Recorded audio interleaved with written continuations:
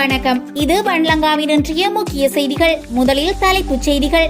சாரதிகளுக்கு முக்கிய அறிவிப்பு. ஜூலை முதல் நடைமுறைக்கு வரும் புதிய வாகன விதிமுறைகள். மத தலங்களை வைத்து இனவாதத்தை தூண்ட முயற்சி. யாழில் அனுர பகிரங்கம். தமிழர்களின் காணிகளை விடுவியுங்கள். ஜனாதிபதியிடம் நயினாதேவி விகாராதிபதி எடுத்துரைப்பு. பாடசாலை மாணவர்களுக்கான 15,000 ரூபாய் கொடுப்பனவு. வெளியான தகவல். வனப்பகுதியில் விசேட சுற்றி வளைப்பு. சுமார் 80,000 கஞ்சா செடிகள் அழிப்பு. தந்தையை கொடூரமாக கொலை செய்த மகன். கொழும்பு அரசியலில் மீண்டும் ஏற்பட்டுள்ள குழப்பம். பதவி இழக்கும் அச்சத்தில் எம்பிக்கள். செவ்வந்தியுடன் கைதான கம்பகா பபாவுக்கு நீதிமன்றம் பிறப்பித்த உத்தரவு. சர்வதேச போதைப்பொருள் கும்பலுடன் ரகசிய தொடர்பு. வாடகை விடுதியில் பெரும் மோசடி. கல்வி பொதுத்தராதர உயர்தர பரீட்சை எழுதுவோருக்கு வெளியான விசேட அறிவிப்பு. துபாய் இசாராவின் உதவியாளர்கள் 3 அதிரடியாக கைது. நுவரெலியாவில் உறைபனிப்பொழிவு. கவலை வெளியிட்ட மக்கள். இனி விரிவான செய்திகள். சாரதிகளுக்கு முக்கிய அறிவிப்பு. ஜூலை மாதம் முதல் நடைமுறைக்கு வரும் புதிய வாகன விதிமுறைகள். வாகனங்களில் பொருத்தப்பட்டிருக்கும் அலங்கார பொருட்களை அகற்ற தவறும் பேருந்துகள், முச்சக்கர வண்டிகள் மற்றும் பிற வாகனங்கள் மீது கடுமையான சட்ட நடவடிக்கை எடுக்கப்படும் என்று போலீசார் தெரிவித்துள்ளனர். இதுபோன்ற வாகனங்கள் மீது நடவடிக்கை எடுக்க வாகன ஆய்வாளர்களிடமிருந்து அதிகாரப்பூர்வ தடை உத்தரவுகளை பெறவுள்ளதாக போலீசார் தெரிவித்துள்ளனர். வாகனங்களில் பொருத்தப்பட்டிருக்கும் அலங்கார பொருட்கள் பொதுமக்களின் பாதுகாப்பிற்கு கடுமையான ஆபத்தை ஏற்படுத்துகின்றன என்பதையும் அவர்கள் வலியுறுத்தியுள்ளனர். இதனிடையே போக்குவரத்து விதிமுறைகளை மீறிய பின்னர் தப்பிச் செல்ல முயன்று போலீஸ் அதிகாரிகளின் உயிருக்கு ஆபத்து விளைவிக்கும் ஓட்டுநர்களுக்கு எதிராக கொலை முயற்சி குற்றச்சாட்டின் கீழ் வழக்கு தாக்கல் செய்ய போலீசாருக்கு உத்தரவிடப்பட்டுள்ளதாகவும் தெரிவிக்கப்பட்டுள்ளது. மேலும் வீதி ஒழுங்குமுறையை மேம்படுத்தவும் போக்குவரத்து தொடர்பான குற்றங்களை குறைக்கவும் மேற்கொள்ளப்படும் விரிவான நடவடிக்கைகளின் ஒரு பகுதியாக வாகன ஓட்டுநர் உரிமங்களுக்கு குறைபாடு புள்ளிகள் முறை அடுத்த ஆண்டு ஜூலை மாதம் முதல் நடைமுறைக்கு வரும் எனவும் போலீசார் உறுதிப்படுத்தியுள்ளனர். நுவரெலியாவில் உறைபனிப்பொழிவு. கவலை வெளியிட்ட மக்கள். இலங்கையில் லிட்டில் இங்கிலாந்து என்று அழைக்கப்படும் நுவரெலியாவில் சில இடங்களில் துகள் உறைபனி பொழிந்துள்ளதாக தெரிவிக்கப்படுகிறது. இந்த காட்சிகளை இன்று அதிகாலை வேளையில் மக்கள் கண்டுகளித்துள்ளனர். நுவரெலியாவில் ஒவ்வொரு வருடமும் டிசம்பர் மாதத்தில் பனிப்பொழிவு காணப்படும் நிலையில் இந்த வருட ஆரம்பத்தில் நுவரெலியா நகரில் உள்ள பூங்கா, தேயிலை தோட்டங்களில் பனி பொழிந்திருப்பதை அவதானிக்க முடிவதாக அப்பகுதி மக்கள் தெரிவித்துள்ளனர். இதனால் தாவரவியல் பூங்கா, புல்வெளிகள், கிரகரி வாவி கரையோரம் பூந்தோட்டங்கள், தேயிலை மரங்கள், அலங்கார மரங்கள் மற்றும் நீண்ட மரக்கறி தோட்டங்கள் உள்ளிட்ட பகுதிகளில் மீது படர்ந்த ஐஸ் துகள்களின் தாக்கத்தை அவதானிக்க முடிந்துள்ளது. அங்கு நிலவும் மாறுபட்ட காலநிலை சுற்றுலா பயணிகளை அதிகம் கவர்ந்துள்ளதால் அவர்களின் எண்ணிக்கையிலும் அதிகரிப்பு காணப்படுவதாக சுட்டிக்காட்டப்பட்டுள்ளது. மேலும் பனிப்பொழிவால் தேயிலை, மரக்கறி மற்றும் மலர் உற்பத்திகள் பெரிதும் பாதிக்கப்பட்டுள்ளதாகவும் குறிப்பிடப்படுகிறது. இதேவேளை காலை முதல் மாலை வரை கடும் உஷ்ணமான காலநிலையுடன் வெயிலும், மாலை முதல் மறுநாள் காலை வரை வழக்கத்திற்கு மாறாக கடும் குளிரும் நிலவி வருவதாக கூறப்படுகிறது. மேலும் இந்த பிரதேசத்தில் கடும் குளிர் 9.8 டிகிரி செல்சியஸுக்கு கீழே உள்ளதால் துகள் உறைபனி ஏற்பட்டு வருவதாக தெரிவிக்கப்படுகிறது. துபாய் இசாராவின் உதவியாளர்கள் 3 அதிரடியாக கைது. துபாயில் போதைப்பொருள் வலையமைப்பை நடத்தும் முக்கிய கடத்தல்காரரான துபாய் இசாராவின் உதவியாளர்கள் 3 கைது செய்யப்பட்டுள்ளனர். போதைப்பொருள் விற்பனை செய்த 3 சந்தேக நபர்கள் இன்று காலை கம்பளை போலீசாரால் கைது செய்யப்பட்டுள்ளனர். இதன்போது அவர்களிடமிருந்து 5 கிராம் ஹெரோயின் போலீசாரால் மீட்கப்பட்டுள்ளது. சந்தேக நபர்கள் கம்பளை, நாவலப்பிட்டி, உலப்பனை, டோலுவ, ஹெலியோயா, பேராதனை மற்றும் வெலிகல்ல போன்ற பகுதிகளுக்கு மோட்டார் சைக்கிள் மூலம் ஹெரோயினை விநியோகித்து வந்தபோது கைது செய்யப்பட்டுள்ளனர். கம்பளையில் டோலுவ பகுதியில் 2 பேரும், கம்பளையில் மகர பகுதியில் ஒருவரும் கைது செய்யப்பட்டுள்ளனர். கம்பளையின் பகுதிகளில் வசிக்கும் இந்த சந்தேக நபர்களுக்கு கொழும்பிலிருந்து போதைப்பொருள் விநியோகிக்கப்படுகின்றமை தெரிய வந்துள்ளது. இவ்வாறு கைது செய்யப்பட்டவர்கள் 20 முதல் 22 வயதிற்குட்பட்டவர்கள் என்று கூறப்படுகிறது. கல்வி பொதுத்தராதர உயர்தர பரீட்சைக்கு தோற்றுவோருக்கு வெளியான விசேட அறிவிப்பு. கல்வி பொதுத்தராதர உயர்தர பரீட்சையின் வீட்டு பொருளாதார பாடம் தொடர்பான செயல்முறை பரீட்சை தொடர்பான சிறப்பு அறிவிப்பை இலங்கை பரீட்சை திணைக்களம் வெளியிட்டுள்ளது. அறிவிப்பின்படி தொடர்புடைய செயல்முறை பரீட்சை 2026 ஜனவரி 24ஆம் தேதி முதல் 2026 பிப்ரவரி 2ஆம் தேதி வரை நாடு முழுவதும் நிறுவப்படவுள்ள 42 பரீட்சை மையங்களில் இடம்பெற உள்ளன. பாடசாலை விண்ணப்பதாரர்களின் அனுமதி பத்திரங்கள் சம்பந்தப்பட்ட பாடசாலைகளின் முதல்வர்களுக்கு அனுப்பப்பட்டுள்ளதாகவும் தனியார் விண்ணப்பதாரர்களின் அனுமதி பத்திரங்கள் அவர்களின் விண்ணப்பங்களில் குறிப்பிட்டுள்ள முகவரிக்கு தபால் மூலம் அனுப்பப்பட்டுள்ளதாகவும் பரீட்சை திணைக்களம் தெரிவித்துள்ளது. தபால் மூலம் அனுமதி பத்திரங்களை பெறாத விண்ணப்பதாரர்கள் 2026 ஜனவரி 19 முதல் இலங்கை பரீட்சை திணைக்களத்தின் அதிகாரப்பூர்வ வலைதளத்திலிருந்து நுழைவுச் சீட்டுகளை பதிவிறக்கம் செய்ய தேவையான வசதிகள் வழங்கப்பட்டுள்ளதாகவும் அந்த அறிவிப்பில் தெரிவிக்கப்பட்டுள்ளது. இந்த பரீட்சை தொடர்பான மேலதிக தகவல்களுக்கு இலங்கை பரீட்சை திணைக்களத்தின் பின்வரும் தொடர்பு ஊடகங்கள் மூலம் விசாரணைகளை மேற்கொள்ளலாம் என்றும் பரீட்சை திணைக்களம் தெரிவித்துள்ளது. ஹாட்லைன் இலக்கம் 1911. சர்வதேச போதைப்பொருள் கும்பலுடன் ரகசிய தொடர்பு, வாடகை விடுதியில் பெரும் மோசடி. ஈசி கேஸ் அமைப்பு மூலம் ஐஸ் போதைப் பொருளை விநியோகிக்கும் சர்வதேச போதைப்பொருள் கும்பலுடன் தொடர்புடைய 2 சந்தேக நபர்களை கொஸ்வத்த போலீசார் கைது செய்துள்ளனர். நேற்று பிற்பகல் முன்னெடுக்கப்பட்ட சோதனையின் போது சந்தேக நபர்கள் 638 கிராம் ஐஸ் போதைப் பொருளுடன் கைது செய்யப்பட்டுள்ளனர். மேலும் துபாய் அபா என்ற புனைப்பெயரில் அறியப்படும் ஒருவர் இந்த சர்வதேச போதைப்பொருள் கும்பலின் தலைவராக உள்ளமை விசாரணையில் தெரியவந்துள்ளது.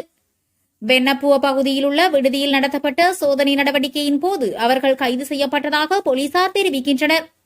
இவ்வாறு கைது செய்யப்பட்ட சந்தேக நபர்கள் 32 வயது மற்றும் 31 வயதுடையவர்கள் எனவும் மதுகம, பதுரளிய மற்றும் ஹல்தடுவன பகுதிகளைச் சேர்ந்தவர்கள் என்று கொஸ்வத்த போலீசார் தெரிவித்துள்ளனர். தனியார் மருத்துவமனையில் பணிபுரிந்து வரும் மதுகம பகுதியைச் சேர்ந்த ஒருவர் இந்த விடுதியை மாதந்தோறும் வாடகைக்கு எடுத்து இந்த மோசடியை நடத்தி வந்துள்ளமை போலீசார் கண்டுபிடித்துள்ளனர். செவ்வந்தியுடன் கைதான கம்பகா பபாவுக்கு நீதிமன்றம் பிறப்பித்த உத்தரவு. ஒழுங்கமைக்கப்பட்ட குற்றச் செயல்களில் ஈடுபட்டு வரும் போதைப்பொருள் கடத்தல்காரருமான கம்பகா பபா எனப்படும் தினேஷ் நிஷாந்தகுமாரவை ஜனவரி 28ஆம் தேதி வரை விளக்கமறியலில் வைக்குமாறு உத்தரவிடப்பட்டுள்ளது.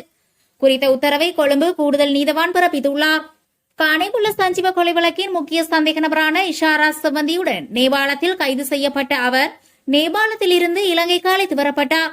இதனைத் தொடர்ந்து குறித்த சந்தேக நபரை 90 நாட்கள் தடுப்பு காவலின் உத்தரவின் பேரில் பேலியகுட போலீசார் விசாரித்து வந்தனர்.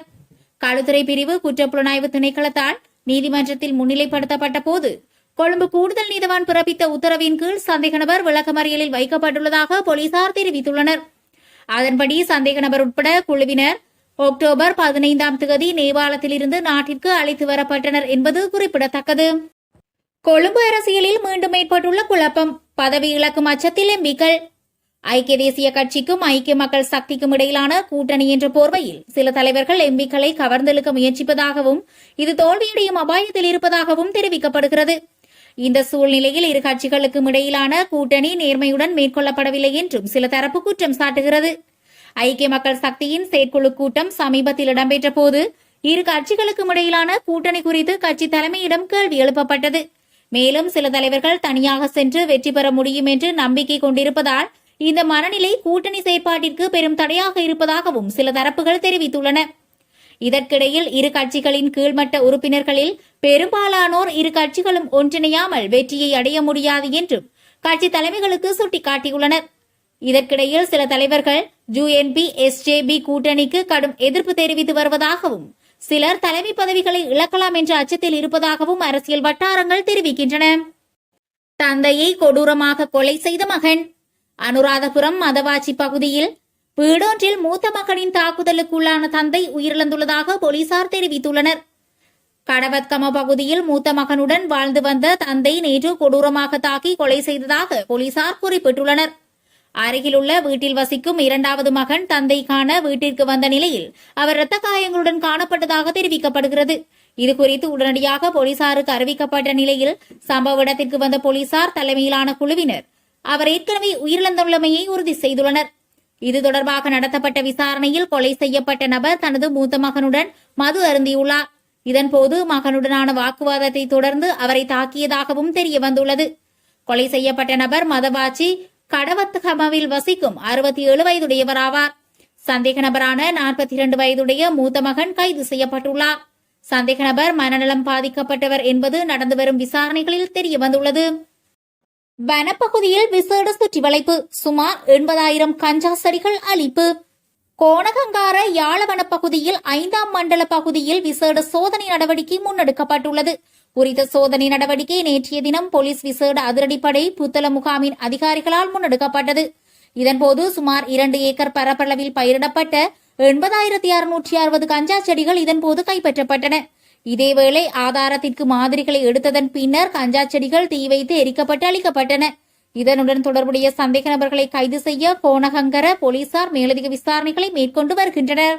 தமிழரின் காணிகளை விடுவியுங்கள், ஜனாதிபதியிடம் நைனாதீவு விகாராதிபதி எடுத்துரைப்பு. இந்த அரசாங்கத்தின் காலத்திலேயே காணி விடுப்புகள் சாத்தியம் என்பதால் காணிகளை விடுவிக்க வேண்டும் என ஜனாதிபதியுடன் தான் வலியுறுத்தியுள்ளதாக நாகதீப விகாராதிபதி தெரிவித்துள்ளார். நைனாதீவுக்கு நேற்று முன்தினம் விஜயம் மேற்கொண்ட ஜனாதிபதி தன்னை சந்தித்து கலந்துரையாடியமை தொடர்பில் ஊடகங்களுக்கு கருத்து வெளியிட்ட அவர் இதனை தெரிவித்தார். இது தொடர்பில் அவர் மேலும் தெரிவிக்கையில், தைட்டி விகாரை பிரச்சினை தீர்க்கப்பட வேண்டும். அந்த விகாரையை சுற்றியுள்ள தனியார் காணிகளை அதன் உரிமையாளர்களிடம் மீள கையளிக்க வேண்டும். யுத்தத்தால் பாதிக்கப்பட்ட மக்களின் காணிகளை அவர்களிடமே கையளிக்க வேண்டும். காணி கையளிப்புகள் இந்த அரசாங்கத்தின் காலத்திலேயே சாத்தியமாகும். எனவே உங்கள் காலத்திலேயே காணிகளை கையளியுங்கள் என ஜனாதிபதியிடம் கூறினேன் என அவர் தெரிவித்தார். பாடசாலை மாணவர்களுக்கான 15,000 ரூபாய் கொடுப்பனவு வெளியான தகவல். நாட்டில் ஏற்பட்ட தித்வா புயலால் பாதிக்கப்பட்ட பாடசாலை மாணவர்களுக்கு அரசாங்கத்தினால் வழங்கப்படும் கல்வி உதவி கொடுப்பனவு முழுமையாக வழங்கப்பட்டுள்ளதாக அத்தியாவசிய சேவைகள் ஆணையாளர் நாயகம் பிரபாத் தெரிவித்துள்ளார். பேரிடரால் பாடசாலை கற்றல் நடவடிக்கைகள் பாதிக்கப்பட்ட 3,000 மாணவர்களுக்கு 15,000 ரூபாய் வீதம் கல்வி உதவித்தொகை வழங்கப்பட்டதாக அவர் மேலும் குறிப்பிட்டார். அத்துடன் தற்போது கிடைக்கப்பெற்ற மேன்முறையீடுகளை அதிகாரிகள் மீளாய்வு செய்து வருவதாகவும் அவர் கூறினார். இதற்கு இணையாக புயலால் சேதமடைந்த வீடுகளை சுத்தம் செய்தல் மற்றும் மீட்டெடுப்பதற்காக ஒதுக்கப்பட்ட 25,000 ரூபாய் மானியத்தையும் அரசாங்கம் வழங்கியுள்ளது. மதத்தலங்களை வைத்து இனவாதத்தை தூண்ட முயற்சி, யாழில் அனுர பகிரங்கம். தொல்பொருள் விடயத்தை முன்வைத்து அல்லது ஒரு மதஸ்தலத்தை காரணம் காட்டி நாட்டில் இனவாத முரண்பாடுகளை தூண்டிவிட பார்க்கிறார்கள் என ஜனாதிபதி அனுரகுமார திசநாயக்க தெரிவித்துள்ளார். சாவகச்சேரியில் நேற்று இடம்பெற்ற யுத்தத்தால் இடம்பெயர்ந்த குடும்பங்களின் மீள்குடியேற்றத்திற்காக 2,500 வீடுகளை நிர்மாணித்தல் உட்பட நாடு முழுவதும் 31,218 குடும்பங்களுக்காக வீடுகளை நிர்ணயிக்கும் தமக்கென ஒரு இடம் அழகான வாழ்க்கை தேசிய திட்டம் 2026 அங்குரார்ப்பண நிகழ்வில் கலந்து கொண்ட போதே ஜனாதிபதி இதனை குறிப்பிட்டார். இங்கு மேலும் அவர் தெரிவிக்கையில், இந்த பிரதேச மக்கள் பெரும் எதிர்பார்ப்புடன் எமது அரசாங்கத்தை உருவாக்க பங்களித்தார்கள். ஆட்சியில் இருக்கும் தரப்பினருக்கு எதிரான மற்றும் உடன்பாடற்ற நிலைப்பாடே நீண்டகாலமாக இங்கு காணப்பட்டது. அதில் தவறில்லை. அரசாங்கம் இனவாதத்தை போஷிப்பதாகவோ மக்களின் சொத்துக்களை திருடுவதாகவோ பொதுமக்கள் குறித்து சிந்திக்காமல் இருந்தாலோ அல்லது அரசாங்கம் தம்மை பற்றி மாத்திரமே சிந்திப்பதாக இருக்குமாயின் அரசாங்கமும் மக்களும் தூரமாவதை தடுக்க முடியாது. இன்றும் கூட சிலர் தொல்பொருள் நினைவு சின்னங்கள் அல்லது மத தலங்களை மையமாக கொண்டு ஆங்காங்கே இனமோதல்களை தூண்ட முயற்சிக்கிறார்கள். அவர்கள் முயற்சித்தாலும் வடக்கு, தெற்கு, கிழக்கு அல்லது வேறு எந்த இடத்திலும் இனவாதம் மீண்டும் தலை தூக்க இடமளிக்கப்பட மாட்டாது. மீண்டும் எமது நாட்டில் வடக்கிலோ, தெற்கிலோ, கிழக்கிலோ நாட்டின் எப்பகுதியிலும் சிங்களவரோ, தமிழரோ, முஸ்லீமோ எந்த ஒரு இனவாதத்திற்கும் இடமளிக்க மாட்டோம் என உங்களுக்கு ஒரு உத்தரவாதத்தை தருகிறேன். நாம் அனைவரும் சகோதரத்துவத்துடனும் ஒற்றுமையுடனும் வாழும் நாடு தேவை. அதேபோல சிறப்பான பொருளாதார நிலையுள்ள பொழுதுபோக்குள்ள மகிழ்ச்சி நிறைந்த வாழ்க்கை எமக்கு அவசியம் என ஜனாதிபதி தெரிவித்தார்.